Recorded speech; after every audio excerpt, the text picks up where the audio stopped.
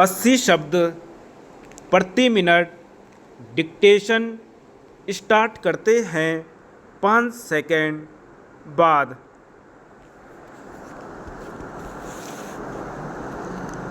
महोदय, यदि प्रश्न पर विचार किया जाए तो ज्ञात होता है कि भाषाओं को 8वीं अनुसूची में शामिल करने के लिए सरकार ने किसी प्रकार का कोई मानदंड नहीं बना रखा है। जिस भाषा के लिए लोगों ने दबाव बनाया और सरकार को अपना लाभ दिखा, उसे शामिल कर लिया गया।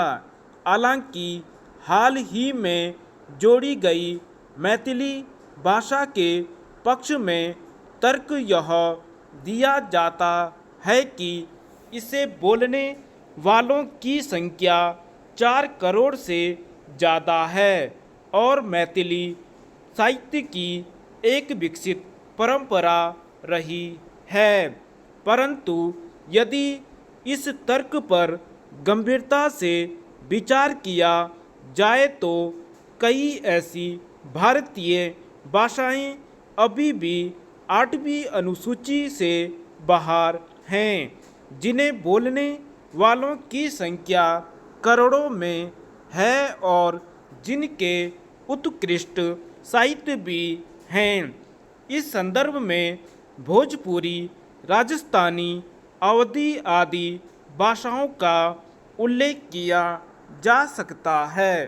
भोजपुरी भाषी लोगों की संख्या तो 10 करोड़ से भी ऊपर है और यह एक विस्तृत भूभाग में बोली और समझी जाती है।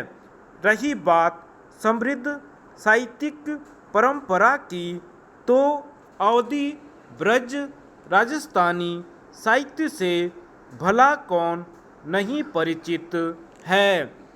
फिर भी ये भाषाएं 8वीं अनुसूची में अपनी जगह नहीं बना पाई हैं। जाहिर है इसी वजह से ये राज्याश्रय से भी वंचित हैं, क्योंकि यदि 8वीं अनुसूची का अर्थ राज्य द्वारा संरक्षण प्रदान करना है तो भारत की सभी बोलियों को इस संरक्षण की जरूरत है।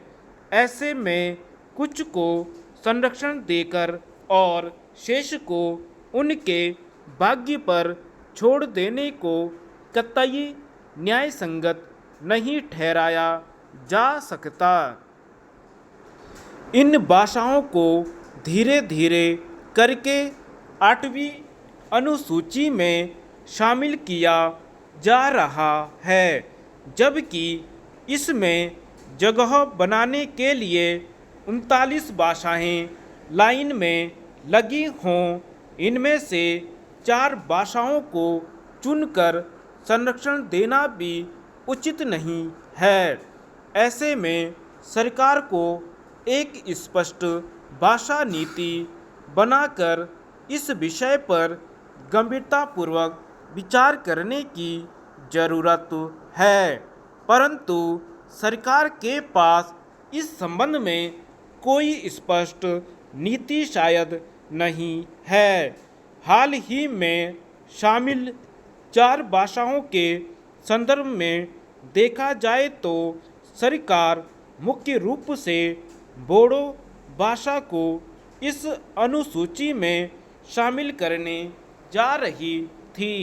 हालांकि इस संबंध में सरकार पर यह आरोप भी मढ़ा गया कि बोडो आतंकवादियों के साथ हुए त्रिपक्षीय समझौते की वजह से यह प्रस्ताव लाया गया है।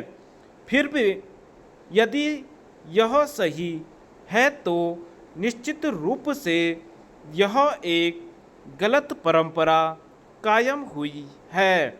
इससे आने वाले समय में किसी भी समुदाय को अपनी भाषा को सम्मान दिलाने के लिए उग्र आंदोलन करने की गलत प्रेरणा मिलेगी। धन्यवाद।